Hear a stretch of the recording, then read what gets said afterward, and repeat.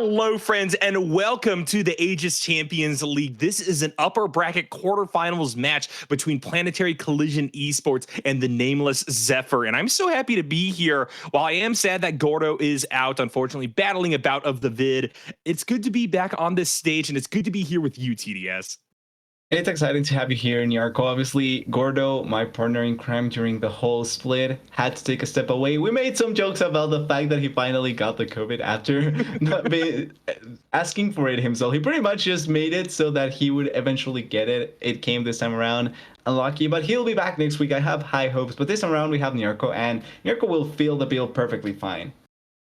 Yeah, Gordo definitely was tempting fate for quite a while. I remember in the lead up to when we were recording our podcast, he was like, man, I think I'm invincible. I think that I'm immune to COVID. Everybody in my house got it except for me. And now look at where he is. Hopefully he's resting up well, getting some soup in his system, getting some tea as well. But heading on to the Rift, we got the Nameless Zephyr versus Planetary Collision Esports. PCE in particular has been making a splash in the ACL. They are the top contender coming out of the Runeterra side of the bracket, if I'm not mistaken. But the Nameless Zephyr also has not been performing too shabby. 5-2 in the regular season is nothing to sneeze at, and they certainly can take it to this team. 100%. These two teams are not looking bad coming into the playoffs. Obviously, upper bracket gives you a bit of leeway, and it shows how well your regular season went. These two teams have particularities in the way that they ended up going into the playoffs, though, particularly Planetary Collision, because they ended up getting the first seed, but it's an interesting situation. We talked a little bit about this with Gordo last week when we were doing the last matchups of the split as well. UCI had to forfeit their matchup, if I'm not wrong, 2-0, because of clashes with schedule with CLOL and the like. So they had to forfeit their matchup, unluckily. If not, we probably would have seen UCI being the first seed, but Planetary Esports still being the second seed would have been a great achievement. They have the similar record, and they are probably going to be one of the top teams to look out for. On the other side, Nameless had to battle with other teams for their spot as well, a little bit below the top two seeds, but still doing a really good job at that, and going to be an interesting team to look out for in terms of how much can they upset in the upper bracket. And obviously, even if you're knocked out here of this best of three, you certainly still have a chance of making it deep into the ACL playoffs because there is that lower bracket. I know my boys in contingent had just suffered a defeat at the hands of St. Clair, so they're sent down there. Okay. And, while that will be a tough matchup if either NEZ or Planetary Collision has to face off against them, certainly it is the case that this has been one of the most competitive seasons for the ACL in recent memory, and really the first time that we've seen this league take on such a huge role in the amateur scene. So I'm super happy to be here to contribute in my own little way to this experience. Both of the teams are filing into the lobby. I'm certain we're going to get into the draft all pretty soon, but TDS, tell me a little bit about what you want to see out of the meta right now.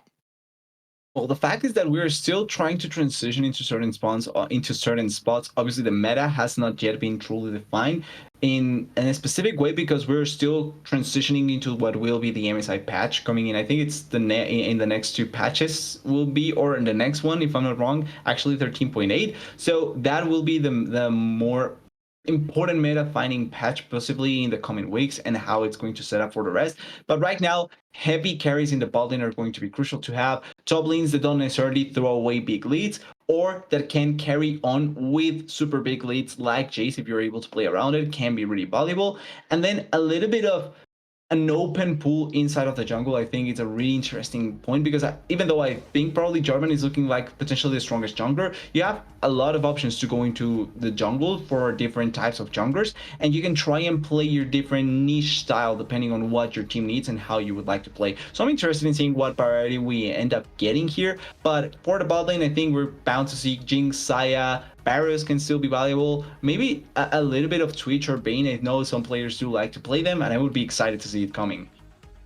I would love to see some Twitch or Vayne, and I would like to see neither of those in the kind of roles that they've kind of been drawn towards, away from being just a pure marksman. We're seeing a lot of Twitch roaming as a support. Even some Twitch jungle is coming back, but Vayne top is honestly what I'm than it actually being picked in a role. So be able to see that Vayne, if it is prioritized, put there in the marksman category. But now we got to move through the bans first. Got Rakan knocked out by NEZ pretty early on in this one, and then PCE as a response are going to take away the Sejuani, focusing in on that flex between top and jungle.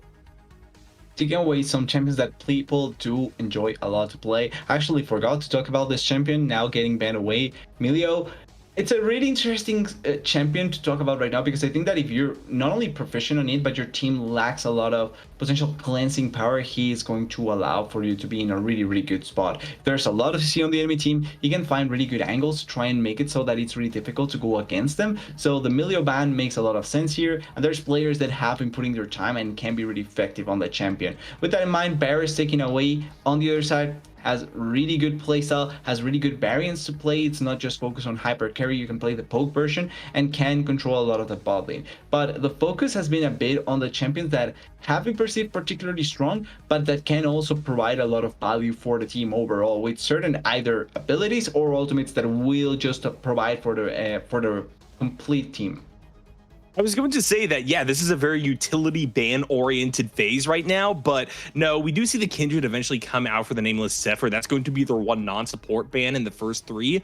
But meanwhile, PC are continuing on by just taking out some of these old faces in the meta, things I don't necessarily are the strongest anymore, but clearly provide a lot of value to the team by setting up for huge plays. That Varus in particular with Chains of Corruption is great at that. Maokai is basically all just that kind of theme, right? Because you want to hit the Nature's Grasp and just face tank everything else. And Sejuani very similarly has that role of a facilitator jungler. Now NEZ for themselves on that B1 pick, grab themselves a Gragas, or at least hover it, and I like this consideration. And the Gragas is a pick that gives you that flexibility that you can throw into different lanes and can find a lot of value. He still can opt into different build paths as well. He's kind of like the Varus, but in more open options, because he goes to different lanes and can be much more impactful in the way that the pick ban phase goes. With that in mind, I think that there's still champions that can try and answer to the Gragas. The Saya we were talking about her, really good hyper carry, high value ultimate, will not be paired with the Rakan, which is typically her favorite pairing to try and get that engage, but also the extra value from their passives. But it's still an AD carry that will find a lot of value by herself, by simply existing, and can be able to carry the games out later on. The Jarvan, if it gets big here, we were talking about this, a really high value jungler right now that can force engages really effectively. It's looking okay, the Thresh actually, so maybe a little bit more comfort towards the support and trying to wait it out to see if the jungler needs to get a counter pick or if he wants to go for something much more engage heavy.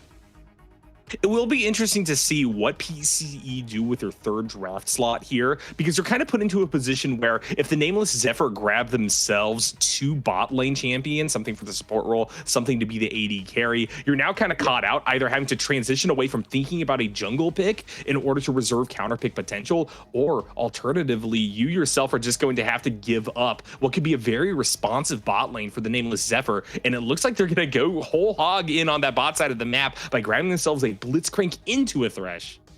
I honestly wouldn't mind if it's Blitzcrank Tristana or something like that. Burst out the enemy laner would be amazing to see. Blitzcrank, a champion that we don't tend to see that frequently, but has a perfect spot in the meta and can find a lot of value.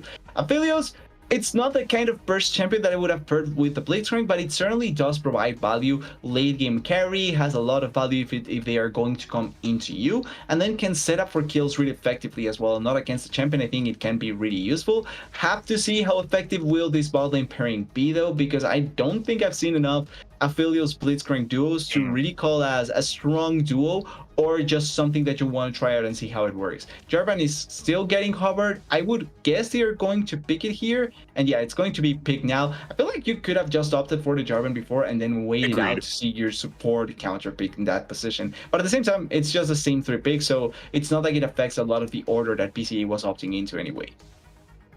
I would agree with that. I think that maybe in terms of draft optimizations, which do become more and more valuable as you move deeper into the bracket, it would have been best to go for that Jarvan first, because it's just such a great blind pick into the jungle role. Even if it's up against the Gragas, I mean, boom, you're going to out-tempo them super heavily early. So even in the worst case scenario where you aren't actually counter-picking, I still think that this is a fantastic selection. But as it currently stands coming out of the first 3 picks on either side, I do think that the Nameless Zephyr and Planetary Collision are very evenly matched. Blitzcrank Aphelios is a little bit of a weird combo down bot, but on paper, I can see how this kind of works. The elevator pitch to me is something along the lines of it really reduces the need for Aphelios to heavily focus on weapon order and stacking to have a lot of damage and make a big impact, because once someone's pulled into your clutches, you're just getting smacked by every weapon on the way out. It doesn't really matter what they are, what the ammo count is. And so Blitzcrank obviously has value on that front, and Aphelios scales really fantastically. Can definitely answer up against Xayah on that front as well. We'll also have to see how it cuts back into the value of Thresh.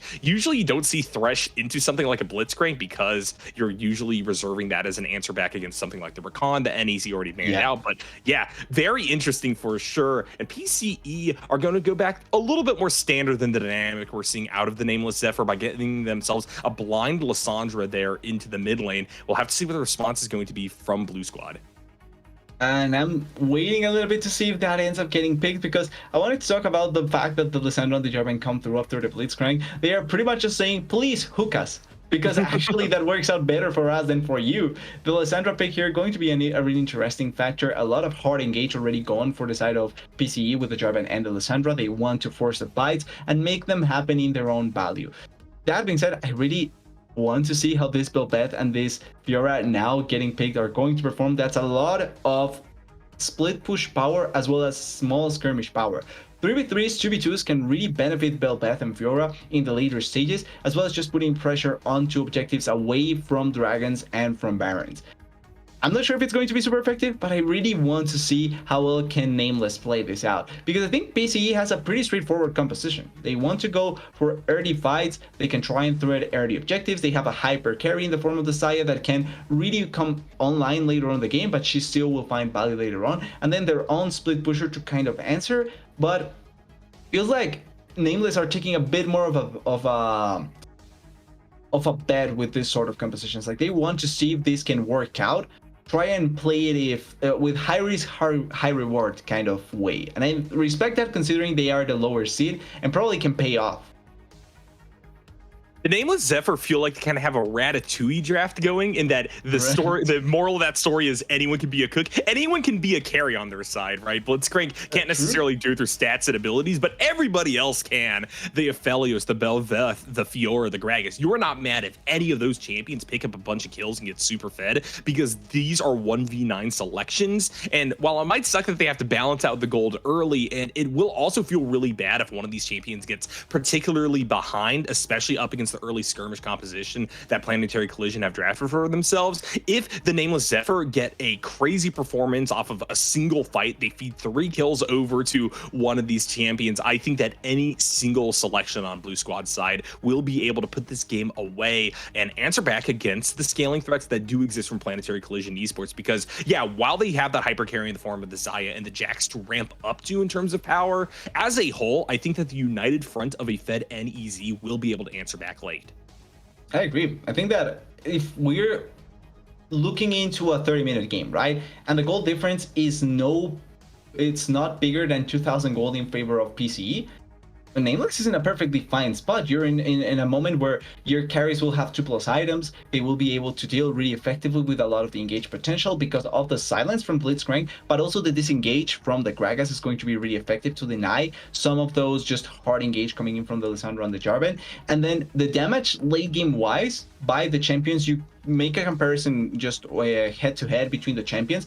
Fiora and Jax, you could argue, is equal. Bel'Veth will outscale Jarvan. Aphelios is kind of similar to Xayah. Gragas will outscale the Lissandra because his damage is progressive and his tankiness is progressive. Lissandra gets stuck at a certain point. It's not bad, but she gets stuck. And then supports is really equal. So the difference will be in favor of Nameless. And that's where you really can see how, if they are able to prolong the game and the goal difference is not that high, they can take the victory. The problem is that I don't think that's going to be the case, because PCE will have all the tools to be able to run the early game. The Jarvan, a proactive early game jungler. Lissandra, a proactive mid laner that can look for plays early on. Same for the Thresh. And you can leave the Xayah by herself in bot lane. Yes, the Blitzcrank may be a bit risky to leave your AD carry alone in the side lane, but realistically, as long as she doesn't get hooked or pulled out, you can play on the rest of the map, and that way just to snowball a big lead, a big enough lead that it doesn't really matter the late game.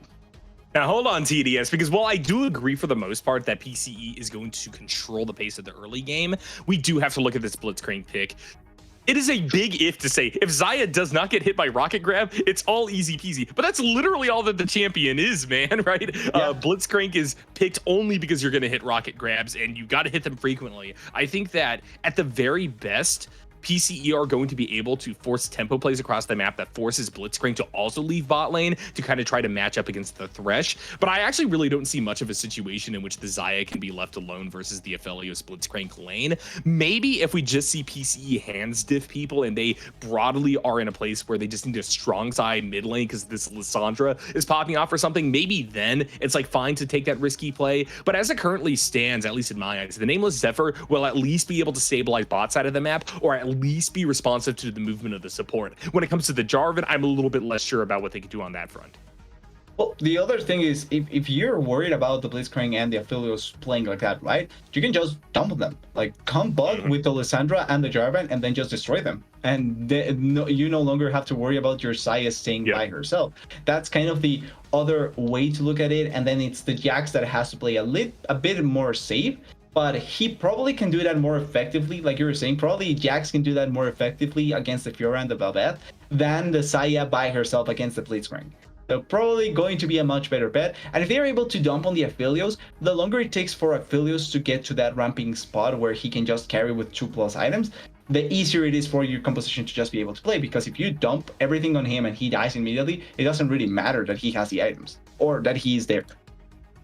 Yeah, I would agree with that. Certainly a lot of interesting dynamics coming into this first game. It's really kind of the case that we're getting returning faces that I wasn't expecting in this meta, but I'm not mad about the fact that the Jax is still picked, that Lissandra is still picked on PCE side, because I think they fit really nicely in with their overarching game plan. The Nameless Zephyr as well have impressed me quite a lot. This is a ton of confidence that they're exuding up against the #1 C from the Runeterra division. Going for a Belveth, a Fiora, and a Gragas all in the same draft sounds like madness, especially given the fact that this is going to be a lane Gragas who therefore probably wants to build towards Roa, build more AP and damage focus than a tanky Gragas that I thought would have been better for this composition.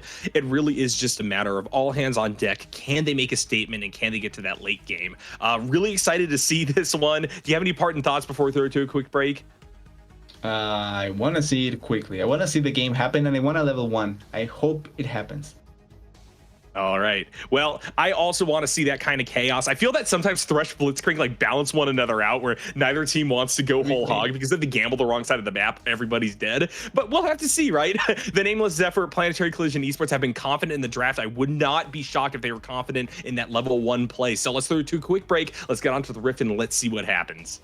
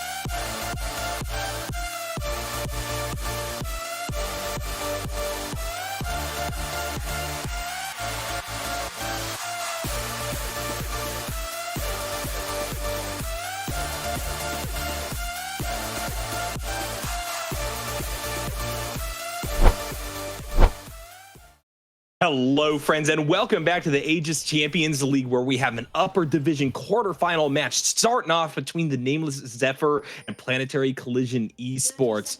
I don't know, TDS, if we're going to be getting your desired level 1. I, too, want to see blood, but it's really going to be up to the Nameless Zephyr pushing in, unfortunately. That blind rocket grab kind of shows where they are, and Planetary Collision Esports had been all spread out, expecting this to happen. Try to play around that hook. Would have been great if they get it, but certainly Planetary was ready for it. Or at least they certainly were not putting themselves in a spot where the Blitzcrank can just get them and end their lives in a really effective manner. With that being said, they do get a bit of vision. They know where the Jarvan will start thanks to the fact that it's over on the blue side unless they position themselves to try and clear it. And in the meanwhile, the vision from PCE is not going to be that great. It's just hovering on the side so that be sure that the Jarvan doesn't lose that red buff. But apart from that, pretty just normal start from both sides.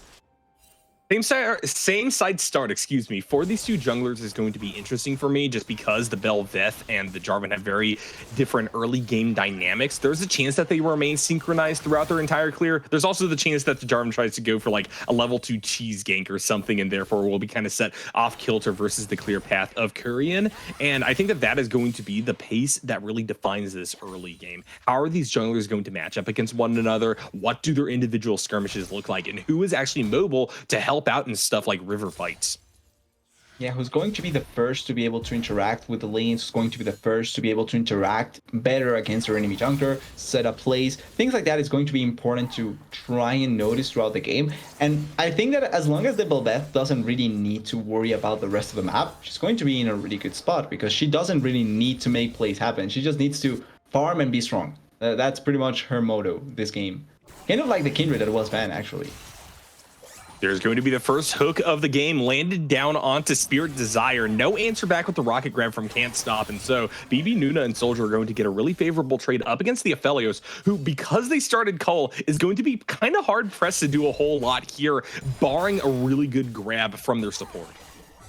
And that's why, for starters, the fact that the Blitzcrank or that the Thresh already won the hook war, getting the first one, really, really good for PCE. By the way, Bel'Veth going to be seeing against the... Oh, he mistimed it. And that's a big steal from Curry, and Max Zero just has to walk back. That's kind of the dynamic that you like to see if you're a Nameless Zephyr fan out of these invades, where Max Zero is burning a lot of the resources to just clear their jungle, and Curry can just walk in with the above and below, get the knock up, get the steal, and now with full health are poised to set up for perhaps a dive on that top side versus Cloud. They were trying to hover for that, but it's a really nice cover from Mask Zero, particularly because this is a really good opportunity to deny from the Jax. Now Jax will be able to at least farm some of this weight, but he's really, really far behind in terms of the farm compared to this Fiora. Fiora doing a really good job at making the life from the Jax really miserable. And then in the jungle, the fact that the Bel'Veth is not only this far ahead, but probably going to be a bit farther ahead if she goes to the Scuttlecrab bot side first, it's going to be so good for Nameless.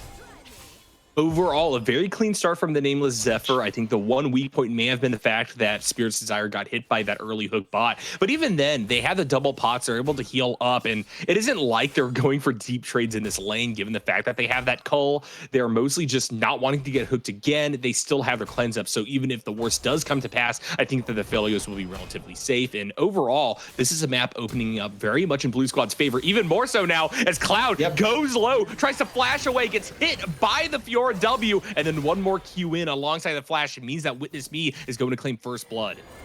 Really weird decision by Cloud there to opt into that trade. You're behind in terms of health and mana. You have no pots left. You're opting into a really bad trade into the Fiora and has to flash immediately. Now they're going to have equal summoners, but the first blood going into the hands of this Fiora, having that Shin, is going to make the trades even harder for this Jax.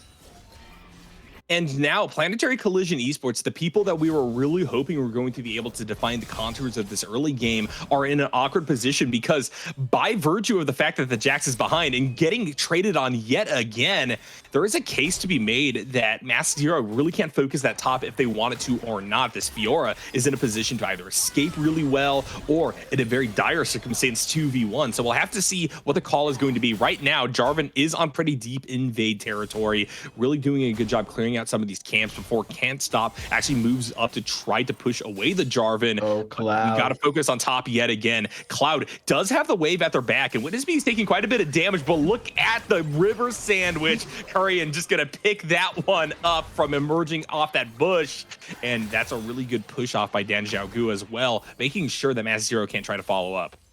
That's a perfect timing on the Blitzcrank roam as well. Jax was dead anyway, just because of how the play kind of started and went, but it's still a really good roam coming in from the side of Nameless Zero. Nameless Zephyr to be able to get their kills in the top lane. This start for the Pure Affordable bet is a dream come true, because that's not something that we were expecting to happen. And now I kind of feel like Mask Zero, you were talking about trying to maybe hover for the Jax. I feel like you should just dip the Jax. Yep. Forget about the Jax. Go bot lane, dunk everything down there. Allow for this Saya to be the hyper carry to the uselessness of the Jax at this point in the game, especially because she's also behind in CS, by the way. Yeah, that's a really difficult dynamic for Planetary Collision to overcome. We're seeing about 1,000 gold lead, actually sprinting out to about 2,000 at the 6-minute mark. And while a lot of that certainly is on Witness Me and Currian, you're right to point out the fact that there's a big CS gap developing bot side in favor of Spirit Desire. That means that now you're going to need Mass Zero to really pick up the slack, get a play off either there or in the mid lane, where the Sandra is only able to go even versus Dan Xiaogu on the Gragas in order for this team to get back into it. Because if we see this level of momentum picked up by the Nameless Zephyr, I think that they're just going to blow over Planetary Collision come mid and late game. Yeah, and the big thing is that we were talking about how Planetary Collision could play for the mid game wave. Maybe a fight happens here. Can't Stop has not been hitting those hooks, but it's the classic Blitzcrank theory of you don't even need to hit them. You just got to have people fear the hooks. He basically zones the entirety of Red Squad out of that river, allowing for the Nameless Zephyr to claim that first dragon. That being the best. Oh, I don't think you're actually. Whoa, wait, good. There's a flash play. They're definitely going to go for this one. Can't Stop going low. Going to get ignited. Soldier picks it up. So that will be a favorable play for PCE, following up on a dragon claimed by Zephyr. Belveth was just not there to cover and counter gank. Spirit Desire now sans flash cleanse means that this is a very open lane for Jarvan to come back to. And it's a really weird interaction that ended up happening there. Even though they don't get the knockup, they are able to follow on the flash play hook, which was really well done by the Thresh. The Saya is the one that gets the kill, so at least covering some of that deficit in the CS department. And I'm kind of surprised that Nameless didn't expect that to come through. They saw the Jarvan clearing a ward on the side near the Tribush. That means that either he's going to commit for a play there, or you have to wait a couple of seconds before you're 100% sure that the play cannot happen anymore. And they don't respect that. They end up paying the price and allowing at least a bit of opportunity to come back into this game. Look at that. Really good execution, amazing play, and it also connects onto the Philios, which forces everything out of him. And while you can argue that maybe Spirit Desire should have been the one focused there as they burn all their summoner spells to get out, I still think that as long as gold is going over to Soldier, you're doing something right. Now, Planetary Collision are going to hard rotate over to the Rift Herald, pick this one up, and the Nameless Zephyr, I think, understands the lane dynamic right now. They are going to keep the Aphelios spot side of the map to continue to farm up, get that cull cashed out as soon as possible, and while they do seed away some golden potentia off that play, Planetary Collision Esports still sit behind on that count. Exactly. I think that the fact that they don't commit anyone to try and contest that Herald, it's really important, because the Herald is much more important for PCE than it is for Nameless. Nameless just needs to keep riding this wave and get to the point in the game where it doesn't really matter. Gragas. Yeah, very odd play. Dan Xiaogu didn't really have any follow-up from Belveth, so they used their explosive cask early, and now the Gragas is caught out in River. Finally, Current is rotated over, but they can't stop the Jarvan from picking up the kill onto the mid laner of the Nameless Zephyr, and that is going to be another play by PCE that comes out without a kill being traded back. They're going to even up that score, and the gold lead is closing now down to only about 1,000.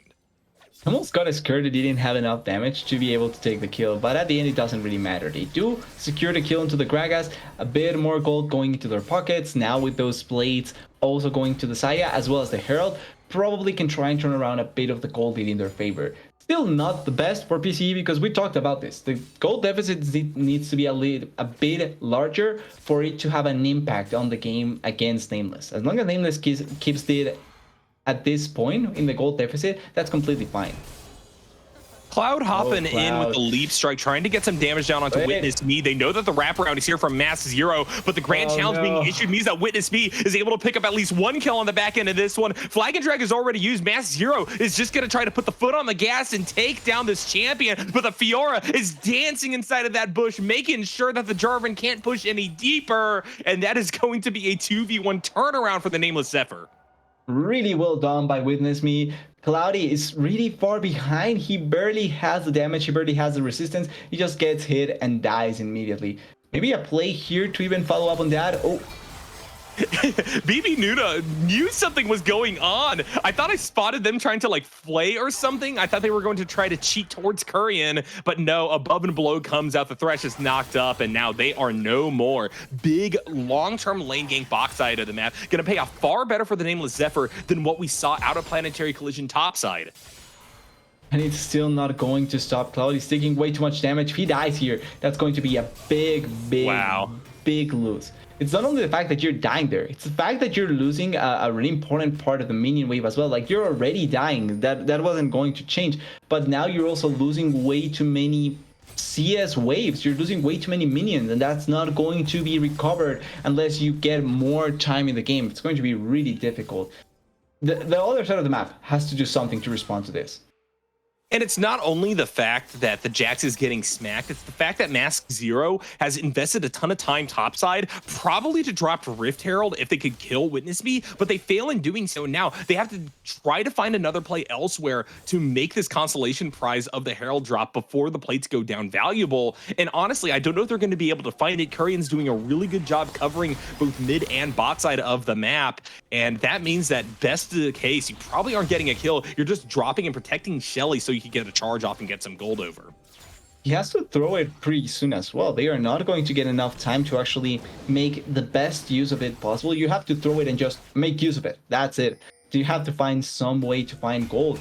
At this point, it's the most important part. You need to get gold because you're losing the other objectives in the map. The Drake control has been really good by Nameless, particularly because they do have push on the bot side. They are also going to potentially get first turret for these affiliates. I think he got 4 out of the 5 plates by himself. So even if you get this gold contested, affiliate is already really strong. And then you also are going to lose on the stacking of the dragons. Even though they did roll better, it's still not going to be that great, and they are not going to be able to improve off a play here. Oh no. And this is an unmitigated disaster for PCE. Fiora may have been baited to go a little bit too far forward. They are hit by the death sentence, and the Cataclysm stops Fiora from fully getting over to the tower, but they still survive with 3 healing. They pick up another one. BB Nuna, the only one to walk away from that play on Red Squad's side, and that's 2 turrets bot for Spirit Desire. Niarco, this is doomed. This is doomed. This is awful for PCE. The hook fails, but I don't think it would have mattered to kill the Gragas. Maybe it does. At this point, anything is good for PCE because everything is not going their way. They attempted to go for a play, but realistically, at this point, with this Me dashes, there's no chance you can follow on this. Mask Zero commits way too heavily. Great hook by Can't Stop.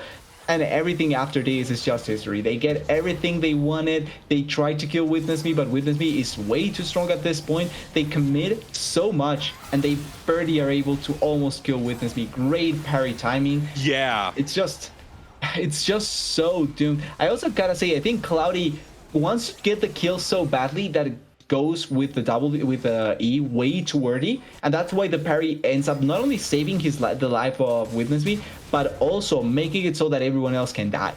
That you need to have it to be still calm enough that you can go for that play, but it really feels like PCE is just desperate to get anything going. That being said, Witness Me is dead. I don't think I saw exactly what happened there, but that is a big shutdown going back over to PCE. I don't know if they can get anything off of it, as right now there's just not a lot up in terms of objectives, and Can't Stop has vision of these 3 members of Red Squad. PCE tries to push in, Can't Stop just is going to hook BB Nuna over the wall, and now the Thresh has to go golden after that Moonlight Vigil lands on top of them. It looks like now it's up to Mass Zero to try to force a play. They're pulled back by the Lantern, and Soldier is actually able to outtrade the Aphelios right now, picking up a kill onto Can't Stop, but they can't get any more.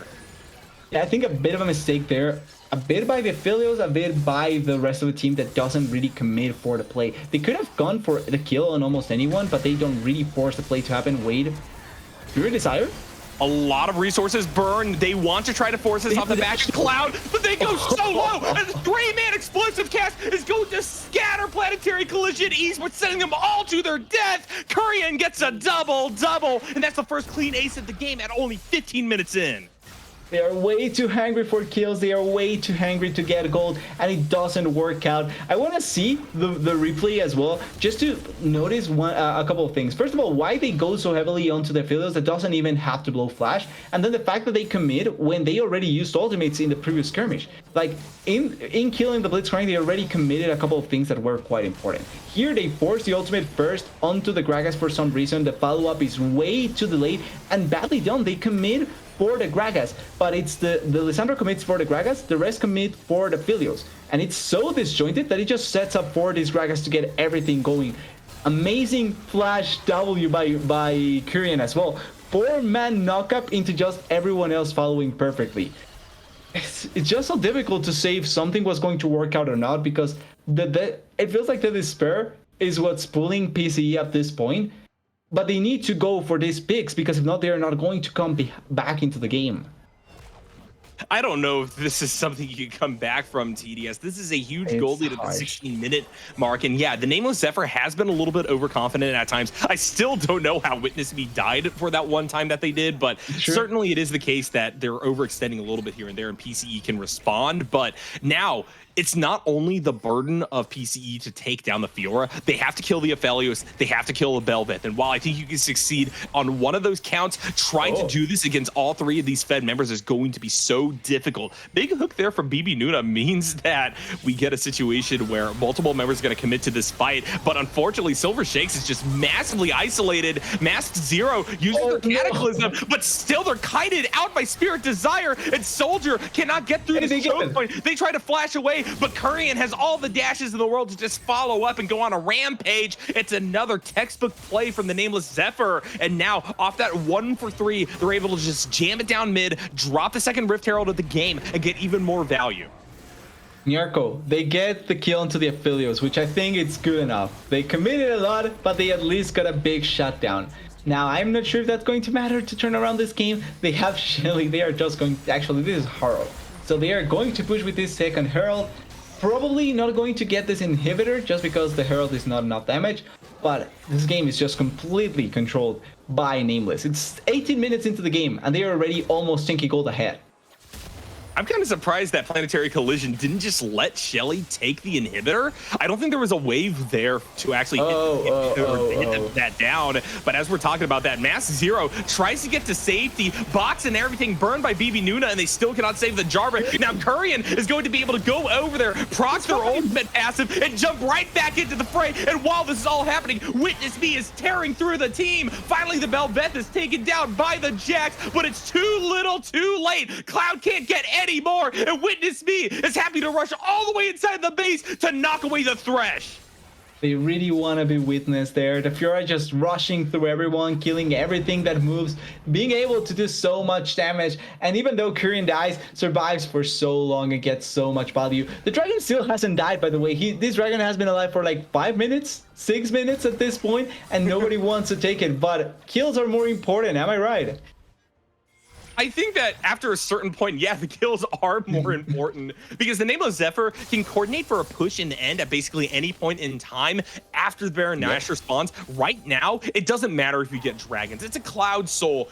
PC is getting no value except for maybe the objective bounty off of taking this, and they're not even able to do that, right? You could send basically any member of the Nameless Zephyr except for the Blitzcrank over there to solo it down, so might as well just play for the kills before the big purple worm is on the map. And look at this replay, man. It's just so well coordinated. Cloud stays at full health, and maybe they can prioritize the Jax a little bit more, but the Fiora has the entirety of the game in the palm of their hand. Big snipe off the explosive cast means that the Dan Xiaogu is also going to be able to get fed off of this one, killing down Silver Shakes. And now we're finally seeing the coalescence of the Nameless Zephyr around this purple worm. It's actually hilarious that you can see that if Kurian doesn't go back to try and get the second reset after killing, I think it was the Jarvan, probably survives. and they can still clean up a fight without Kieran dying that spot. But like you're pointing out, they are going to rush this Baron with their damage, with their members. They really can just send 3 members and rush it as soon as possible. And maybe a hero steal by Mass Zero can save the game here. Vision control all over the map for the Nameless Zephyr, though, means that they know exactly what's going on. Jarvan is still going to be able to blast plant into the pit. Will flag and drag forward to stop the Gragas from bursting them down, but the smite lands true for the Bel'Veth, and the Nameless Zephyr not only get the buff, but they also get another kill onto the Jarvan. Went a bit too early, but it was because he was forced to. He needed to get in before the Gragas just stops him from doing anything else. Really nice attempt, the last ditch attempt pretty much, because at this point the game feels like it's going to be over any second now with the Baron minions, with the damage that they have, the push, and the fact that the Jarvan is dead. Yeah, a 4v5 even with these 2 Nexus turrets means nothing. Look at the demolish damage. Witness Me has already blown up one of these 2 remaining turrets that stand between the Nameless Zephyr and Planetary Collision Esports. So with that in mind, Blue Squad, they're able to just kind of mill about, wait for the next wave, and there's nothing that PCE can do to chase them off right now. We're going to see the second push in. Jarvan is back up, so this will be a much more even fight. Cloud is the person to watch out for. They're maybe the only person that can get a person stun off, but while this is all happening, Spirit Desire just hits a beautiful midlight vigil, and down goes 2 members. PCE will not be able to defend here and now, and the Nameless Zephyr starts speed running their way through the quarterfinal bracket. That is a 21-minute game to lock up the first dub of the night. And talk about domination. In the first game of playoffs, Nameless comes in and completely demolishes PCE in a matchup that I don't think it was necessarily super heavily favored for PCE, but PCE were still the first seed. I still thought that they were going to be able to pull through. First game, Nameless comes in surprising and taking the game in such an effective manner with a composition that we also thought was going to be much more effective later on than earlier. And they just said, no, screw that. We're going to play for the early stages. We're going to win the game early on. And they snowballed the game out of control. And while I'm not someone who's super well versed in how the ACL season has gone up until this point, TDS, I gotta say, Nameless Zephyr, it still felt like they came out of nowhere with a level of dominance that they displayed here. And I gotta ask, has there been like a lot of interplay between the 2 different regions, or is this not expected at all? We just haven't really got any precedent for this kind of play. So we did have the start of the season with the cross-group play, where you do play against teams that are not necessarily in your group. But it's not a really good indication of what to expect, because it was early in the season. Teams were still trying to set themselves up to see how they wanted to play, how they wanted to play around their carries and things like that. So the fact that it's coming at this point in playoffs, the way that they played and how dominating it came through, it's really surprising to say the least. Nameless, we didn't put much attention into them in the regular season compared to other teams. We didn't even know if they're going to be a team to be scared about looking into playoffs, but at least this is a statement game to say we're here as well.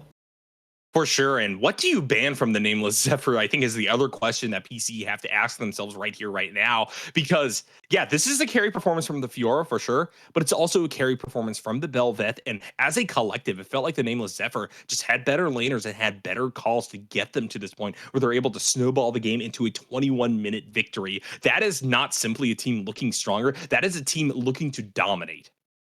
Exactly. I would argue it's more so how they play than what they need to ban or pick here, because I think that their champions weren't necessarily bad. Their composition was something that a lot of teams and professional teams do like to play, because it's pretty straightforward.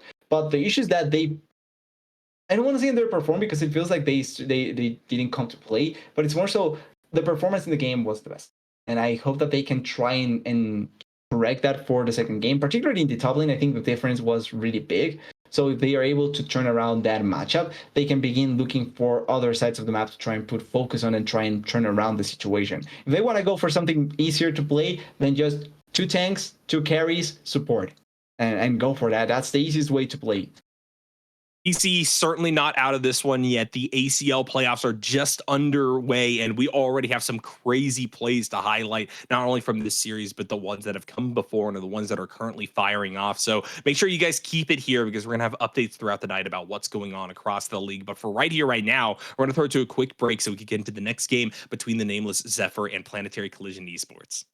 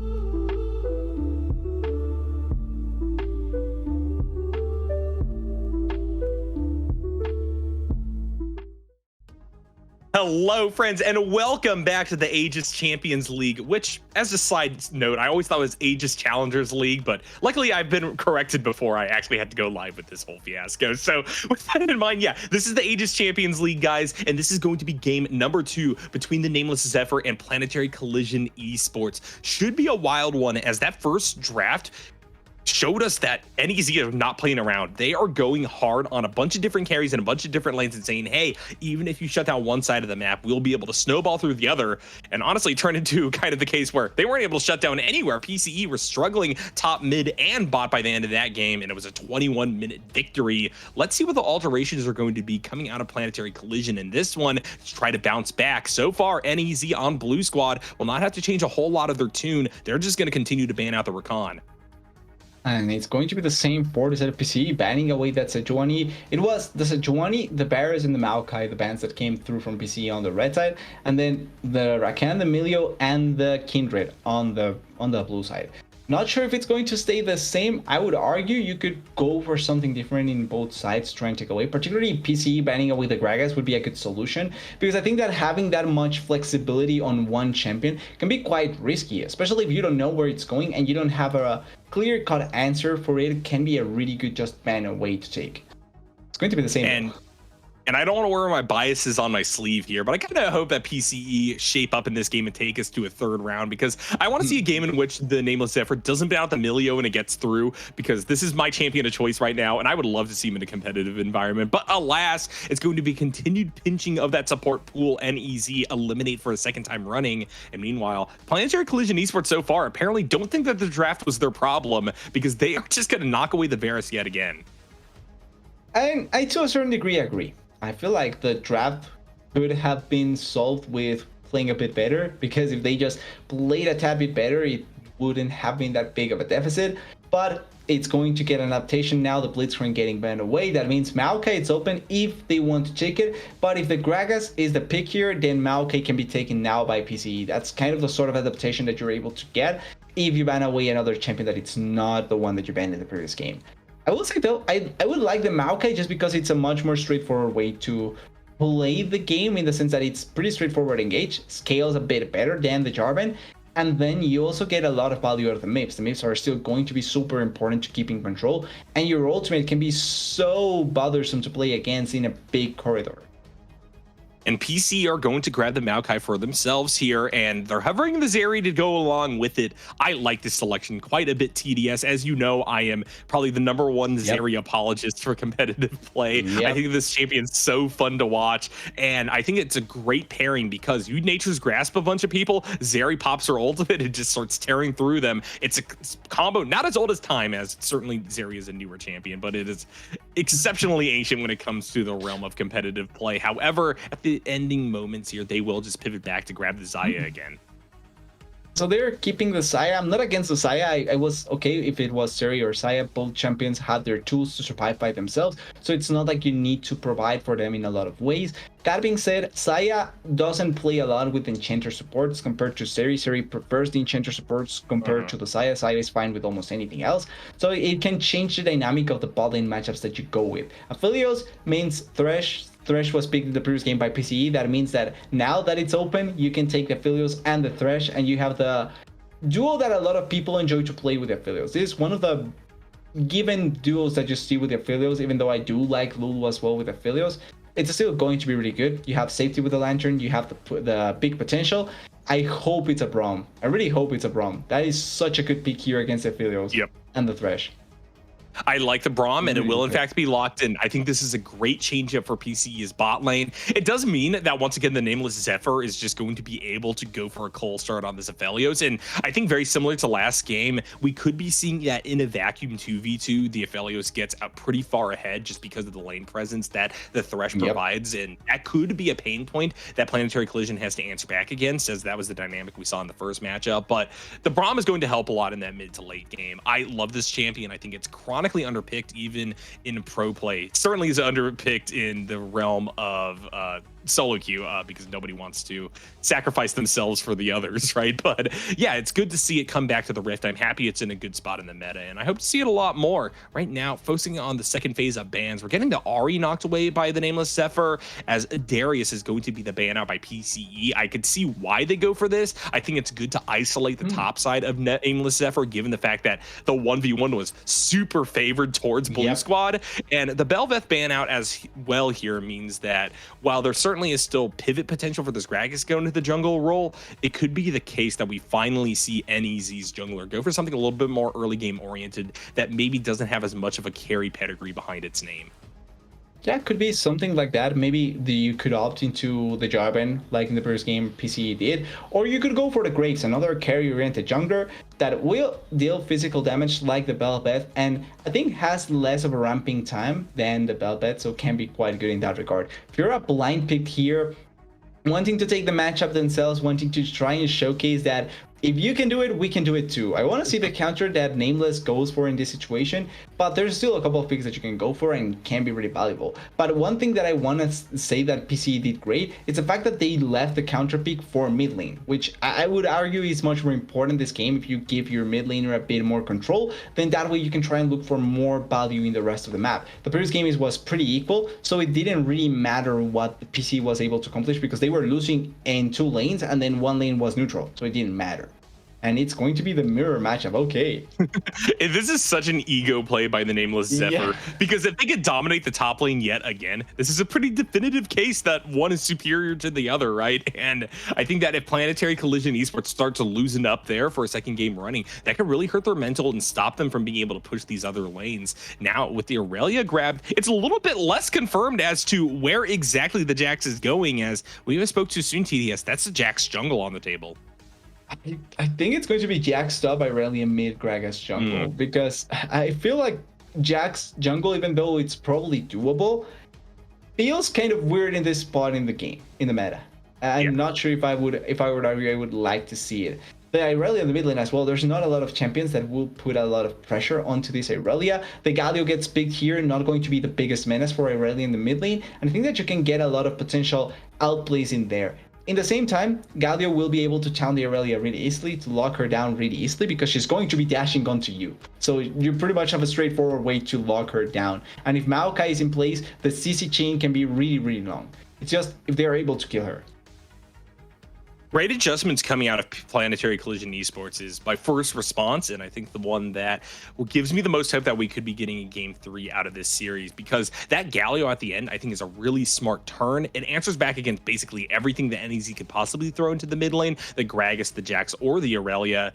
And furthermore, I think that having a facilitator like that to combine with the Maokai means that not only do you have a very durable front line that's also shored up by the Braum, but you have a very cleared and delineated game plan where while PCE knew they had to get ahead early in game number 1, and I think that burden continues on for the second game running, it's very clear where the Maokai needs to go and what the Maokai needs to do. Before, the Jarvan was a little bit more open to having to be super responsive to the laning phase, and the problem is during the laning phase, NEZ was just stomping everywhere. Exactly. Everything went wrong since the start of the game. So if you're able to already correct that part and go into the mid game, you have your tools with the Galio, with the Maokai, even with the Saya with 1 item to try and make things happen. If you're as well can find some impact. I would argue I don't like the pairing between Fiora and Galio, though, because it's not as straightforward as if it was Galio Camille, right? Or Galio Jarvan. It's much easier to pull off those sort of combos, but if you're able to find angles in the side lane where the Fiora is 1v1ing and then the Galio can come through, that's still a really valuable way of trying to make the game go your way. And if you can emulate that a couple of times, then the Fiora will be unstoppable on the side lane. Now, this is all said with the idea that early game is going to go their favor. As long as the early game doesn't go haywire, I think PC will find avenues to be able to play this game out. And also, I think Nameless has a similar thing to the previous game where in the later stage of the game, they're going to potentially outscale their counterparts. So if they are able to go past 30 minutes with a not that big gold deficit or unequal gold, that is going to still be really good for Nameless because they have the champions to be able to carry the late game. And I do think that the Nameless Zephyr have at least a little bit of a case made that they could just roll this game in a very similar way to the first match, because you remain with a hook champion that has a lot of really good peel and an Aphelios bot who, frankly, had everything against them. They were up against the Jarvan. They started Cull. They were versus a Xayah, which is probably one of the strongest AD carries in the meta right now. And yet still, they were jumping out to a 20+ CS lead for nothing. How is the Braum going to be able to contest this Aphelios more than the Thresh for PCE was able to in game number 1? Who knows if it was all Blitzcrank? Maybe it's Blitzcrank that it's broken and we haven't just realized it just yet. We need to wait. We're going to see Aphelios down 40 CS this game, and we're going to say yeah, it was Blitzcrank all along. Yeah. Yeah, I mean, League is a snowball game at the end of the day. It could just be the case that one thing was off there, but PCE did win trades early. That's the other thing that kind of has me in like the doomer mindset for the bot side of the map. They were the ones that were actually landing hooks while the Blitzcrank was coming up short. I think the first hook that we actually saw landed was like during the play topside where they rotated in to stop the dive onto the Fiora when the Rift Herald was dropped. Prior to that, it was mostly just the sheer existence of the Blitzcrank and the willpower of NEZ to make that champion viable and valuable. But yeah.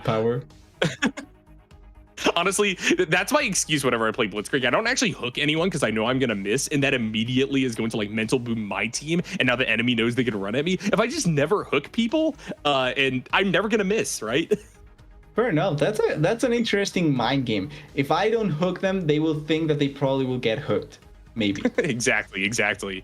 And I feel that it's like a real pro Blitzcrank move to hold that hook, right?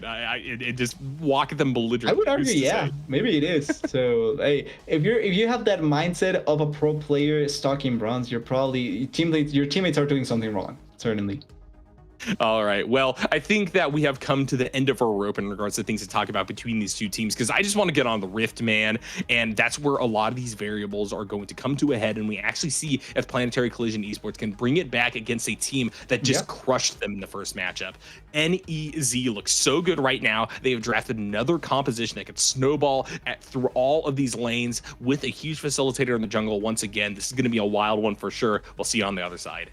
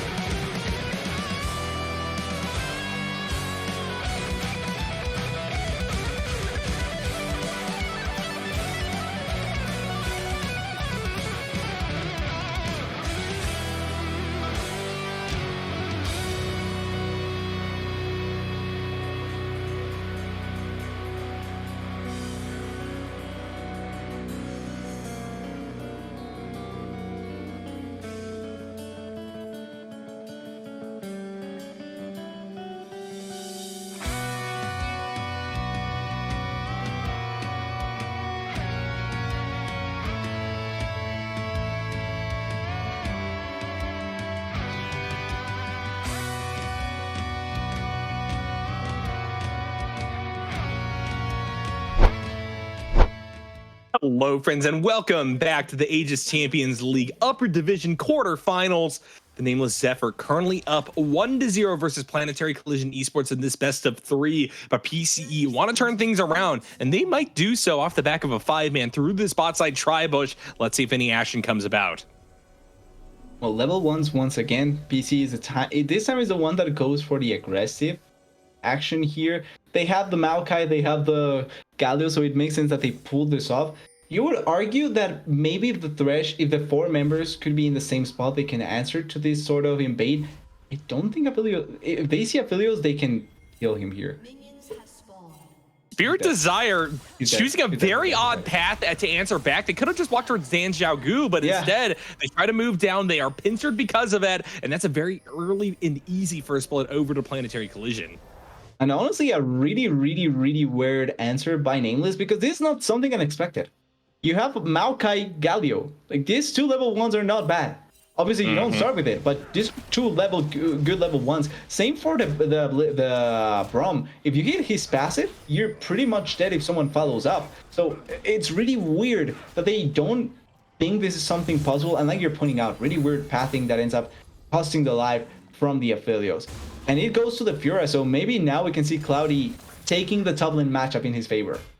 Of course, it is the case that if Witness Me wins this once again, we have many things to say about the top lane of PCE on that front. But yeah, this is certainly the best setup possible. This is shoring up a lane that had struggled in the past, and now the Nameless Zephyr may not be able to bully this Fiora so easily and do it so early. But Witness Me is still going into those bushes, ducking in, trying to get some aggro down. We'll have to just see how everything is going to flow into one another, as this time it's opposite side starts for these junglers, and we'll see what is made of that situation. But we saw how impactful Hook goes, right? How impactful top lane winning was for the previous game. Minigame won by Witness Me already.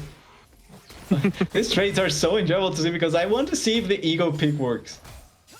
Yeah, this, as I said before, is certainly going to be a huge step forward for the Nameless Zephyr in just putting away the strengths of PCE. If this is going to be a winning matchup for the Jax at the end of it all, I think that Cloud and company are just going to be mental boomed, and it's going to be so hard to rally mid to late with a Fiora that's behind. But elsewhere on the map, I think that we're seeing a little bit more of an adjustment out of the players on PCE than what we saw from game number 1. This is already Soldier getting some amount of tempo advantage over the Aphelios in the lane, and Mask Zero is setting up pretty early for an attack of their own, this time into the mid. Gonna be tough against a champion as mobile as the Aurelia is for Dan Xiaogu, but still, I like the fact that the Maokai is just acting super proactively. And in fact, they're just going to try to pincer down Witness Me, who doesn't have a flash available. They're immediately going to pop Ghost and start zooming towards these bushes. But especially with Silver Shakes also coming in, I don't think a Witness Me could get out of this one. They get a double stun off the counter strike, and they in fact get under the tower, but Silver Shakes just forces them in, and it's going to be an execute. There was no auto traded back. Another kill over to PCE. They take full advantage of the pushing, really well played overall by the side of PCE, forcing the kill and taking advantage of the fact that there's no flash on the Jax. It's an ego pick all around. Not only the fact that you pick it in the same matchup that it was in the previous game, but also you take Ghost instead of Flash. So you're putting yourself in a spot where if this sort of gank happens, perfect execution by Mask Zero and also Silver Shakes being able to come into the play, they get the kill. It doesn't go into the Fiora, it's actually the Galio that gets it, but it's still really good to force things out of this Jax and make it so that he cannot find value early on. And we talked about how Witness Me made the lane so much harder for Cloud once they got the Sheen, and that is now happening in the reverse. Cloud, with their income off that assist, with the fact that they're able to stay relatively even with the Nameless Zephyr's top lane off the back of CS, they are going to get that item first. And now this Jax is in a really tough situation, as is Dan Xiaogu, going really low up against Silver Shakes off of that trade. And now Mask Zero is back for a second helping of some Jax. This me, it's just going to get attacked here. I see they really want to give the same treatment, but a little bit maybe better this time around for them. Oh, Witness Me, you're dead. Yeah, unfortunate. I don't understand Witness Me's decision making in this place. He has absolutely zero vision and zero knowledge of the Maokai being in that spot. You're pretty much just telling them, please kill me, and that's exactly what happens. Like the same for it right here, by the way, taking full brunt of the damage. And things are looking great. Yeah, at this point in the time, Spirit Desire has once again gotten a CS advantage versus Soldier in the bot side of the map. But it's pretty easy for Mass Zero to go down there and answer back against the Aphelios. Now that you have these two solo lanes locked up, Dan Xiaogu is just going to be unable to really threaten a whole lot of kill pressure versus the Galio, especially if you miss your E stun like that. Taunt means that I think the Aurelia is just dead. But no, Silver Shakes actually doesn't want to push that little bit deeper. And so the mid laner of Nameless Zephyr will survive if by the hair of their chinny chin chin. They played it so that they don't die. I want to believe that, even though probably that's not the case. It was closer than maybe Dan Shogu expected, and at the end of the day, it doesn't die, which is the most important part. Aurelia still needs time to become the menace that everyone hates, and so it's going to take a little bit longer for us to really see the Aurelia having impact, and that's a blown cleanse because of the Maokai coming down there. Already so much more impact by Mask Zero. I don't even know if it was the Maokai. I think they were just afraid of BB Nuna getting off the passive stun, and then Soldier was in a really good position to just trade heavily back against Spirit Desire. Can't Stop also notably burned Ignite in that play, so that means that Kurian, who we really haven't seen a whole lot of in these lanes so far, is going to be a little bit more hard-pressed to actually pressure some kills, be it mid, top, or bot now. He's been behind to almost every play by like a couple steps to Mask Zero. Mask Zero has been there first every time. And right now, this isn't exactly the most dominant gold lead at this point in game number 1. PCE was down about 2,000 gold versus the Nameless Zephyr. With the tables turned, they're only up, I would say, about like 700 gold in totality, but that's still pretty good and a very comfortable position for Red Squad to be in moving into the 7-minute mark, because this means for once they're going to have first mover advantage to this bot side river to get themselves a dragon, and starting stacking on that front means that they have insurance going late. I would say the fact that the Aurelia, no, I was looking at the Aurelia. The fact that the gold lead is just this much, it's not the worst for Nameless, obviously, but it's a sort of lead that I was expecting. Wait, maybe they go for a play here.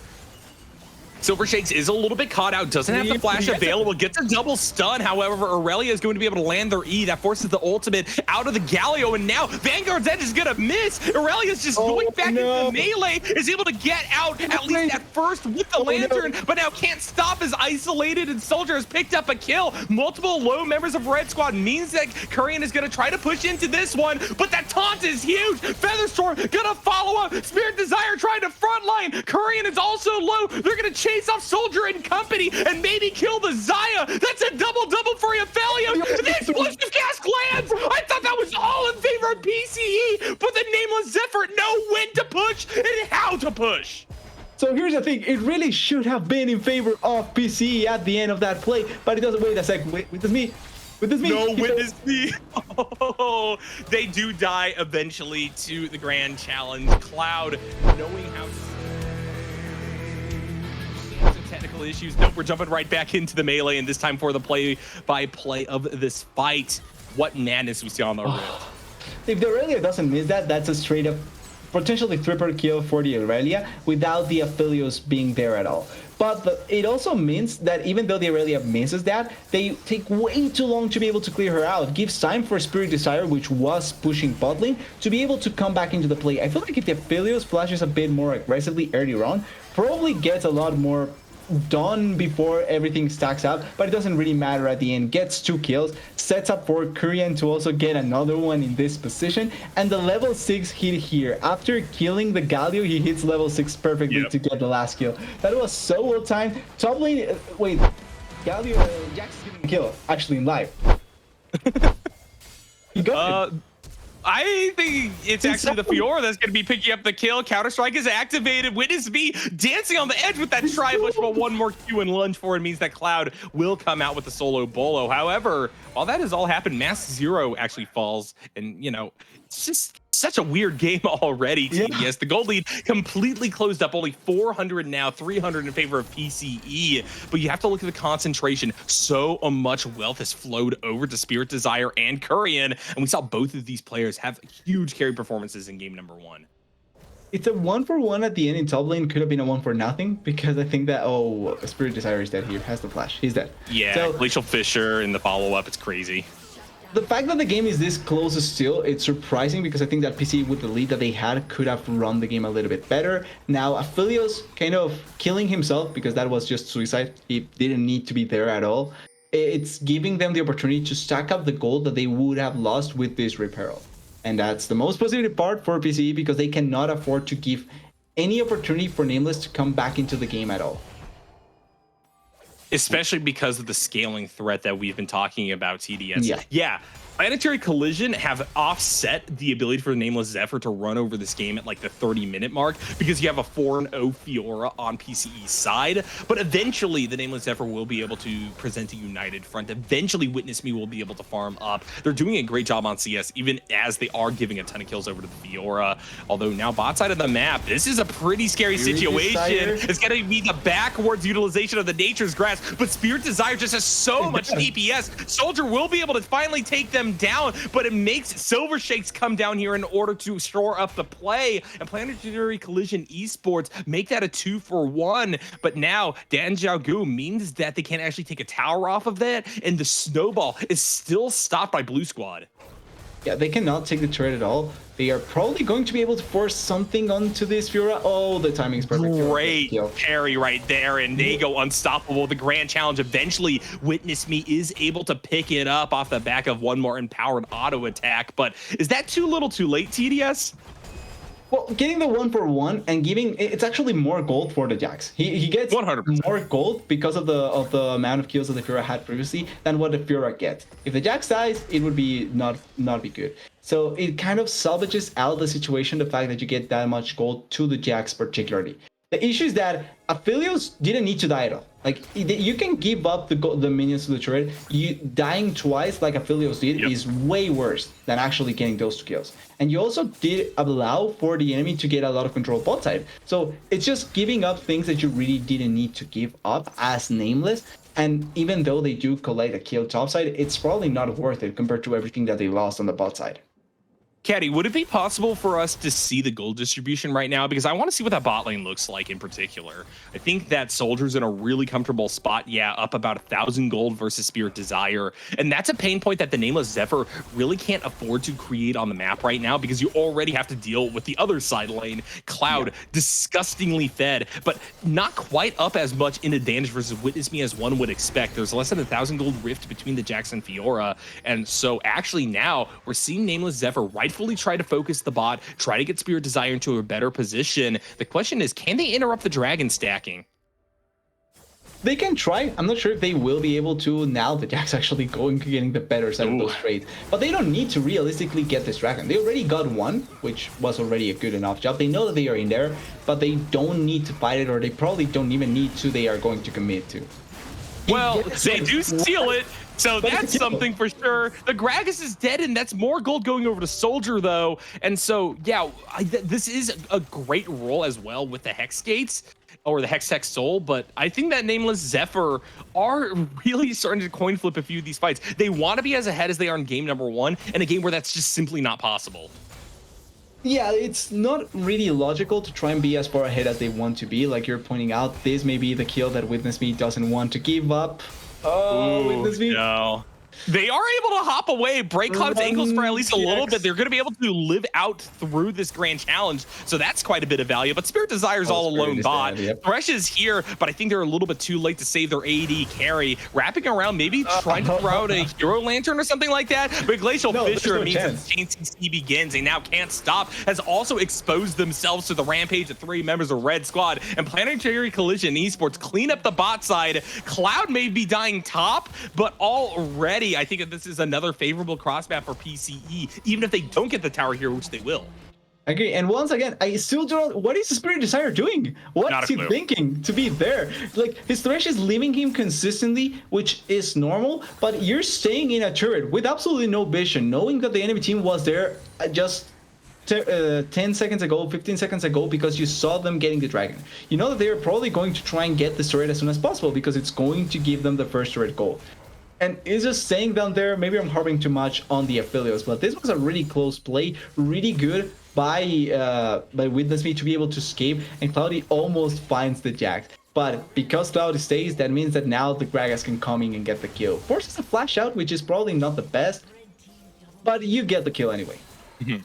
Flash Body Slam is such a huge tool for Gragas to set up kills like that. Even when you're down gold, even when you're down experience, given the fact that Cloud is just playing a solo laner, it doesn't really matter because you're just kind of going to be able to push through a great equalizer in the form of that ability combo. It's led to so many picks, I'm sure, in the ACL, but in every single league I've casted, it's a tool that you always have to be respectful of, and right there, Cloud wasn't.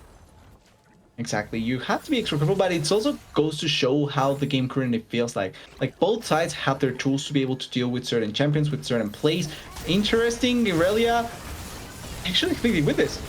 The box comes out. That's going to stop the aggression from Planetary Collision Esports. And now with the death sentence, BB Nuna dies. As you're saying, the man-down fight from PCE. And the fact that they decide to force it is going to lead to Nameless Zephyr getting some gold back in their pockets. They're going to take down the tier 1 in the mid lane. And Spirit Desire has found some breathing room. Exactly. When you have the rest of the team around you, Aphelios can begin to shine, because when you're alone, it's difficult to be able to fight. That being said, it was a 4v3 in a really close quarter, and I think they did a really good job at trying to take as much as possible onto Irelia. Still not that many items. She hasn't completed a mythic, went for the Blade of the Ranking first. Maybe they get a kill here onto Silver Shakes, actually. Yeah, it's going to be the double taunt stun combo, but that's going to be favorable for the Nameless Zephyr, as already Dan Xiaogu is doing tons of damage, and you have the Gragas there to follow up. Even in the mid lane, Cloud is dealing with a 2v1 situation, so Spirit Desire is able to get out from under the Fiora with a little bit of peel from Can't Stop, and overall, this is a great rotation from the Nameless Zephyr. They're going to be first ones onto the second Rift Herald of the game, although Red Squad is trying to push in, and this could be a fight that PCE clearly wins, given the fact that Soldier is still available and they have a huge item advantage over the Aphelios.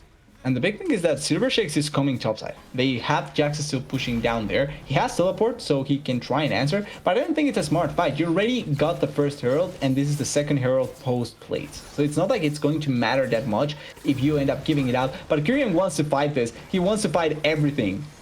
And they're going to get hit by the Nature's Grasp, but it's deep enough into the jungle that the Nameless Zephyr aren't going to collapse because of it. Planetary Collision Esports just get out with a Rift Herald. They force the ultimate out of Mask Zero, and so you can see that's the reason why Nameless Zephyr was hovering for so long, but I'm glad the fact they didn't pull the trigger, because TDS, imagine Soldier getting another few kills. Right now, the gold is basically even, and it's pretty well distributed across TNZ. If you all of a sudden feed another few kills over to Soldier, I don't care that we're seeing that even gold count, because it's going to be so difficult to take this Xayah out, especially given the fact that she has all of her summoner spells up, the fact that they have the Featherstorm available, and great peel with BB Nuna on the map. And the timing, it would have been 30 seconds before Dragon. So you're giving her free gold for her to get items towards that next Dragon fight, which is going to be important. It's soul point. So you want to make the game be as close as possible at this point, where you can still go fighting in equal chance. You want to still be in a spot where the fights are going to be equal for both sides, because you're close enough in gold. Aphelios is behind the item though. She has Nabori, whereas Aphelios still hasn't completed the IE. But the components will at least cover up some of that weaknesses, or some of that weakness that the Xayah already has with the Nabori covered. At the same time, if the Nameless Zephyr decide to go for this play, it is going to be the diciest fight they've taken all series because of the gold deficit between Spirit Desire and Soldier. Right now, Korean and company are just trying to find some amount of purchase inside of the river. Calirum for Spirit Desire makes that a little bit easier, but they aren't able to land the Q onto anybody. And now the fight is actually going to start here in the mid lane. That's a taunt charged up by the Galio. They can't get down onto anybody, but the Nature's Grasp is doing such a great job. Isolated the Aurelia, shut down, flowing over to Soldier. Box is activated, but it's completely defensive. Q is going to be pushing forward on to Planetary Collision Esports through the back end. Soldier's taken down. Shutdown goes over to Korean, and this is opening up the play quite a bit. Witness Me gets out alive, but they will not be able to re-engage with that sliver of health. Spirit Desire and company have to try to kite back, but no, the Aphelios actually find space. They gale force in. They blow up Silver Shakes and company. That's Zero set running. BB Nuna doesn't have the damage to push through onto Korean, and now the Brahm's actually getting chased out. Witness Me teleports back in after a hasty reset, and now Braum being forced off this neutral objective means that Nameless Zephyr have found themselves soul point. Fura has teleport. They can come in here if they think that they can answer this, but it's not going to be the case. They have the smite. Actually, they don't even have smite, but they secure the dragon perfectly. What a chaotic fight. Everything was looking PCE until it didn't. It was so well played by Nameless, and I want to give credit to PCE as well. I think they played that fight really, really well in a lot of instances, but it was better played overall by Nameless. And I want to quickly look at the replay. We're getting it perfectly. The timing on the kill onto the Irelia, it's not necessarily bad that the Irelia tries to get the stun there, but she goes too far forward, no ulti thrown out, thinks that her W will keep her alive for long enough, but the CC chain is just that much better by PCE. The follow-up here, though, is amazing. They are able to commit onto Soldier. Soldier with a bit of a misstep in terms of his positioning, even though they do force it to try and save her. She's still in a really bad spot, the Saya, and then it's easier to kill her. And I really love how Kenstop play this out, because he keeps the Aphelios as safe as possible for all of this fight. Meanwhile, he's stacking up on his damage. No AE, no problem, because he gets every bit of damage with those trakrams. Cloudy doing Witness Me as well, surviving for so long, but at that point it doesn't matter. 80 carry team without against a team without 80 carry.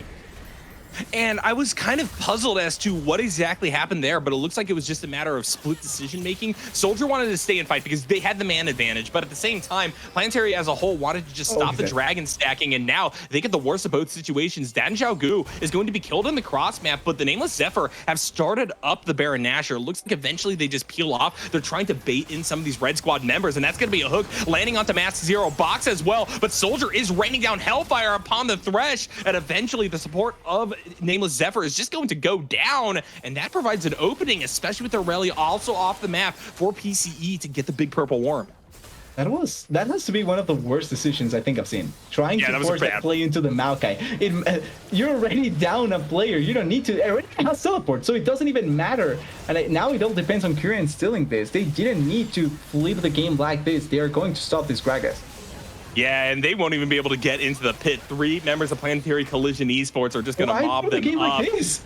And, I mean, what a throw of the game, as you're saying, TDS. That's Nameless Zephyr coming from a position of advantage off of that last dragon. Now they have to put all their chips on Soul, and if they cannot get that one, we're going to a game number 3. Well, the good thing is that they already secured 3, so they don't need to fight for any, like the next 2 dragons, they can give it up. It's not like they care that much about trying to fight them out. And even with Baron, unless they lose a couple of structures here and there, which they probably will lose mid lane and maybe top lane, they are not going to be in a big gold deficit, which is the big part, and now Kensa will die again for no absolute reason at all. They hit the flay. That's stopping the approach from Mask Zero for at least a little bit, but no, there's 4 whole members of Planetary Collision Esports that are going to just be able to now run over the tier 1 tower and tier 2 tower as well in the mid lane. Nature's Grasp activated. I don't think that's going to hit anybody of note. Dan Xiaogu gets far enough away for it to not be a huge threat, but still, Planetary Collision Esports have gotten way too much value in the past 3 minutes, and I don't really think that they deserved any of it, but the Nameless Zephyr clearly also didn't deserve to keep their lead if they're going to start playing that sloppily. It's a really weird sequence of events after the fight that we saw, but it's okay. Like those sort of things can still happen even to the best players. Just a bit of a disconnect with what the current game situation needed. That can happen to almost anyone. It's what you do after those disconnects that really matter. And at least, like we were saying, Nameless hasn't given up anything of value. Yes, the Thresh died, but he's a support. It doesn't matter. You didn't give up enough structures yet. The Baron is still up, but you haven't given up enough gold advantage to PC that it really matters. And you're still in soul point. Like I was saying, yes, you can give up the next 2 dragons. It doesn't really matter. But if you're able to get it and get the soul for yourself in the sort of state that the game is currently, that can pretty much secure you the game win. Well, the vision line is definitely getting moved up by Planetary Collision Esports as they continue to have perma prio off the back of the Baron Nashor, and I think this just can't stop a dead again. He can't stop throwing the game away, I guess, as Box is activated. Cloud picks up another kill, and while we do have some long-range poke damage coming through because Spirit Desire has the Calibrum up once more, it's not enough to save their support, and so Witness Me is probably going to be countered on the split push top now. Silver Shakes is already there, and because of the man advantage, PCE can either continue to needle away at this tier 2 tower in the mid lane, or they could just go up here and confirm that the Jax is going to die. Oh no, now Spirit, like Once again, I don't understand what's going on. Why are they defending? It's so weird, the decision making they are doing. Feels like they think they are stronger than they actually are. 100%. Even if they were, they probably still die in that situation because Maokai just presses flash and W, and it's exactly what happens there. You're dead anyway. So really weird decision making that we're seeing from the last couple of minutes from Nameless. Once again, this dragon is not going to matter that much. It's more so the structures that they will lose for the gold deficit that they are getting impacted here. And as long as they keep doing these same mistakes, that's going to just give PCE a free way into winning this game. Unless Silver Shakes die here. And Silver Shakes is going to die. Witness me. Certainly a strong member of the Nameless Zephyr right now. And Everfrost is not enough to stop the constant leap strikes coming forward from the man in purple. So that is a winning lane once again, and a little bit of priority secured by Blue Squad. But while that's all happening, we do see Planetary Collision Esports get themselves their first dragon, I believe, of the whole series. And the heartbreak on that front is now... Nameless Zephyr is a little bit postponed in their ability to threaten Soul. I know that, like you're saying, they've already built up a good nest egg standing at Soul Point, but I think that you want to take every opportunity you can to contest this game, because PCE have gotten a lot of priority off that last Baron, and you're at a point in time where Soldier is fully on the snowball train. Same thing for Cloud, and they're going to get more and more fed. I don't think that the Nameless Zephyr are going to be able to get Aphelios above that line in which they're able to really contest the Xayah, barring a mistake from PCE like what we saw during that last fight prior to the third dragon of the game. As long as the Aphelios gets third item, I think that's completely fine. I would argue this is not that bad because, like you're saying with the nest, it's probably not going to be the best if you're not able to secure Soul. But at the same time, with the way that the game has been going, let's say that Gragas steals the dragon. Well, not even fighting. They steal the dragon, right? Forces Soul in the spot that they are. They lose. Sorry, it forces Elder. They lose Elder in the state that they are, and that's way worse than losing Soul. So I think that for that regard, probably not the worst that they are losing these dragons, even if it means taking a little bit longer for it to come through. Yeah, Zhao Gu trying to make something happen bot side of the map. Witness me teleports in, and they're going to split this fight. Cloud just runs away. They know Silver Shake's in a really bad situation. Can't stop, and Spirit Desire also sending their bodies down here to ensure that the Galio is toast. And the fact that Aphelios picks up the kill there, I think is really good for TNZ. Or NEZ. Why is it NEZ as their abbreviation? Is that BT? Okay, it actually is BT, so really crucial kill there. He's still one full item behind on the Xayah, but BT on the Aphelios does make a difference in terms of his survivability. And they finally found the avenue to come back to be able to win this fight. If they are sending 2 people towards you, you send 5, and that wins the fight 100% of the time. Now, if they can only do that for Soldier, who certainly has quite the gold bounty on them, but beyond that, they are by far and away the most fed member of this game. That is tons of farm as well. Basically perfect CS on Soldier, and there's just been no contestation, except, as I said again, in situations where PCE just kind of fumble the bag and miscommunicate, exposing the bird person. Which is kind of funny thinking about how the game started for Soldier. He was behind in CS to Spirit Desire. Yep. And they were able to just destroy the Aphelios enough that it didn't really matter, and the Xayah was able to come back into the game. The game has had a lot of ups and downs in a lot of different ways. And it feels like we don't have to be in this situation. Nameless Zephyr could have just run over this game mid to late as well. But Spirit Desire and Can't Stop are pretty intent on giving a few unnecessary kills over to Planetary Collision Esports. And I have to give props to Red Squad. They're doing such a good job of shoring up advantages off the back of the mistakes that the Zephyrs are making. Yeah, like even if it becomes a game where mistakes were really apparent and things like that, you still have to take advantage of them. Like you still have to be the ones that are going to try and make the plays work your way. There's no vision here. They don't know about this. They can rush this. This is the perfect setup for weapons for the Aphelios. Perfect weapons, although that being said, Planetary Collision know that this is happening. I don't think they can stop the backs with only 3 members here. Mass Zero and company just decide to back off of this one, and that gold swing is right back over to the Nameless Zephyr. If they could pick up some of these turrets, these inner turrets on Planetary Collision side prior to this dragon, or use these pushing waves to set up for a very quick take of Soul, this game is right back in their court. They don't need to take Soul though, because right now there's no one that can stop Jax. If they just played it off as just trying to delay the dragon as much as possible, they don't need to take it. They can just try and delay it as much as possible. Give time to this Jax. Who's going to answer him? The The Galio that dies by 4 hits, if they get this fight though, that is another story. But I think as long as they can delay any sort of fight, that's still fine. Kurian knows that the Nameless Zephyr are getting run down. Nature's Grasp activated, but it goes wide. The 3 members of Blue Squad just get out to safety. It's perfect. Engage potential for PCE denied. Now we can actually see the reclaps. Can't Stop does miss the death sentence, so it looks like we won't be getting a fight here and now. And while there is some amount of priority for PCE around this dragon, I think that Nameless Zephyr can rightfully go for the engage now. Galio's coming back. Galio was going back to try and maybe answer to the Jack, so now it's going to delay even more the Dragon take if they wanted to. And teleport is available for both top laners, so this is going to be probably the game-deciding fight coming up, TDS, if we see either of these teams actually decide to pull the trigger here. Kurian, for the time being, is going for the front line, and that teleport does signal to me that we are going to be getting the game decider here and now around this dragon. It's going to be up to Spirit Desire to stay safe. They don't necessarily have the best guns for a fight, but still, with the Vanguard's Edge coming out, here's the action now, and that's an immediate burst of Soldier. Mass Zero goes down. The Aphelios is going to tear through the team, and Planetary Collision Esports are going to crumble in front of the dragon.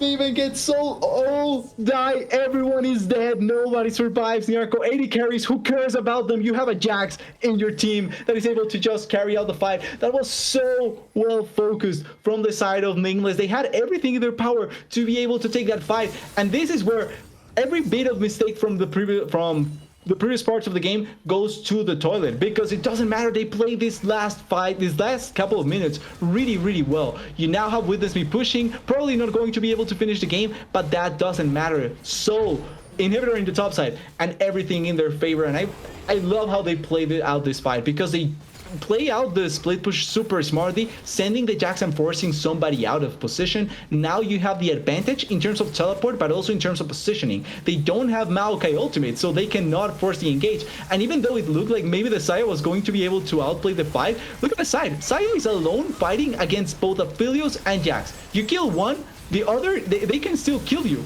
and they do that precisely. Aphelios almost dies, but it doesn't matter. At that point, you already have the advantage in the fight. And I think that it was correct for Soldier to go for such an aggressive call, but they didn't respect the displacement potential that Aurelia's Vanguard's Edge had on the fight. They got a massive stun off the Blade Caller, but it just doesn't matter. And now Witness Me, because of their income, has just picked up a 3rd item, moving towards a 4th. They're able to just blow up Cloud in the 1v1, and Nameless Zephyr just have to walk this game home. They have everything in their power. They don't no longer have Baron, but they have so much damage. Aphelios now is back close to equal with the Sai in terms of items, so it's not like you have that big deficit in the 80 carries anymore. The top lane now is a big deficit because Cloud cannot fight against Witness Me. The ego matchup is going their favor, Nyarko.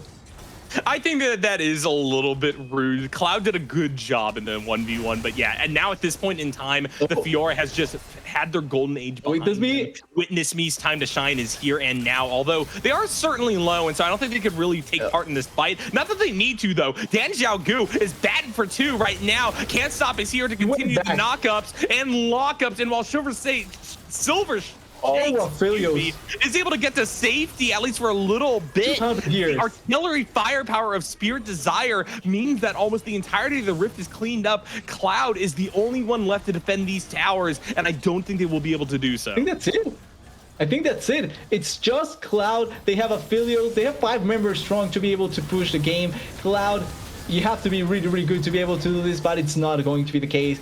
And that's it. Nameless winning. I don't know if this is an upset, if you would call this an upset, but winning the first matchup of playoffs and moving forward in the upper bracket. What an impressive showing from the Nameless Zephyr. I was not expecting this level of dominance. And yes, the second game, you can hardly say it was a stomp. Planetary Collision Esports, just because of the way the game was going, had to gamble on a neutral objective here and there. And eventually they showed that in team fights, they didn't have the coordination to pull off a comeback play. But still, it shows the fact that the Zephyr is coming in as a real contender for the title. Yeah. It's at least they are trying their best to make people believe that, and there's still things to correct. Obviously, there's always things that you can improve on, but I want to take away the first game how dominant they were, and then the second game the way that they came back, because like I was saying, they make a lot of mistakes, but the last 3 minutes or last 3 minutes before the Elder fight were so perfectly played by them. Getting the Baron when there was no vision around with perfect setup to be able to get it as soon as possible and nobody dying. Sending Jax on the split push play because apparently nobody now plays split push. So if you send someone there, you don't know how to answer it. But they played it out super well. They get turret, they force people into one of the spots, and then they are able to go into the dragon once again to fight it. And then the team fighting was perfect as well because they forced the issue onto the main problem of the enemy team, the Saya. They kill the Saya, there's no more issue. You win the fight. And they played those minutes so effectively that it takes away every bit of mistake that they did previously. They have to correct them, but it's still really good showing for them.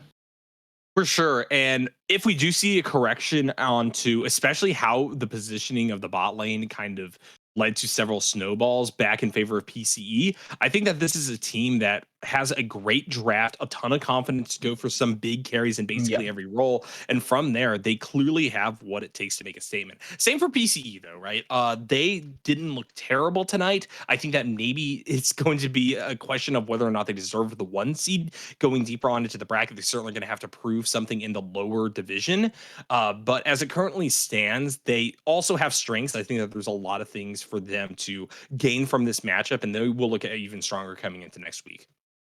And that's the most important part. The fact that they are still not out gives them the opportunity to turn around the performance from tonight. Even though, like you're saying, it's not the worst, it's still not what you desire from your number 1 seed. So they have to pull their weight back here. They have to try and pull certain things here and try and showcase that they were rightfully deserved of that first seed. They will have to do it on the lower bracket, but they still get another chance, which is something that not a lot of teams will get. Yeah, for sure. You know, it's great to see a lot of these different leagues moving over to double elimination because I think it leads to a lot of very interesting stories. TDS, you know, you can hear my broad thoughts on how Yep. exactly a double elimination broadcast should be run. If you want to go tune into our podcast, The Salt Mine, that we also run with Gordo, who once again we wish the best and hopefully he's recovering. But you know, regardless, I think that it's great that Planetary Collision are not out of this yet. I would love to see them have to go double jeopardy, try to run it back against the Nameless Zephyr deeper on in the bracket. But for right here, right now, congratulations to Zephyr for making a statement, getting themselves on the right track to a very easy ride over to the finals. And we hope to see them again. And I'm sure we will see Yep. them again, as while this is a very competitive league, they are now looking like a standout here early on in the playoffs. With all that in mind, TDS, I think it's about time we bring it to an end. It's been great being on this stage with you. It's great to always cast with you. And, you know, I'm sure we're going to get more opportunities in the future, hopefully under less dire circumstances and hopefully without Gordo also being sick and being denied the opportunity to play by play for himself. 100%. Well, as always, it's really fun. We will have Gordo next week, so or hopefully next week. So we will get to the typical run of things. But it was great to have you, Nerko. You did a great job as always, and it's going to be fun to have you in the future if we get more opportunities for that. Hopefully not in spite of Gordo.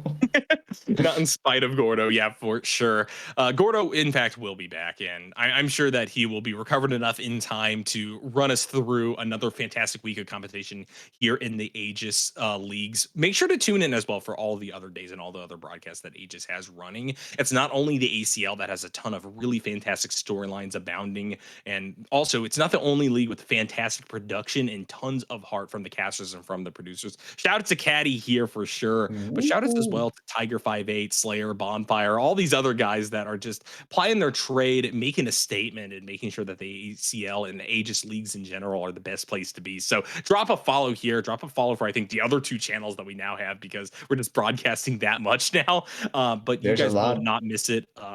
Also, I got permabanned on Twitter, so come check my new Twitter out at NarcoCasts. I need to get back as many followers as possible. So yeah, make sure to get me on the social media over there. But yeah, that is it from us tonight, everybody. Thank you so much for tuning in. Have a good one.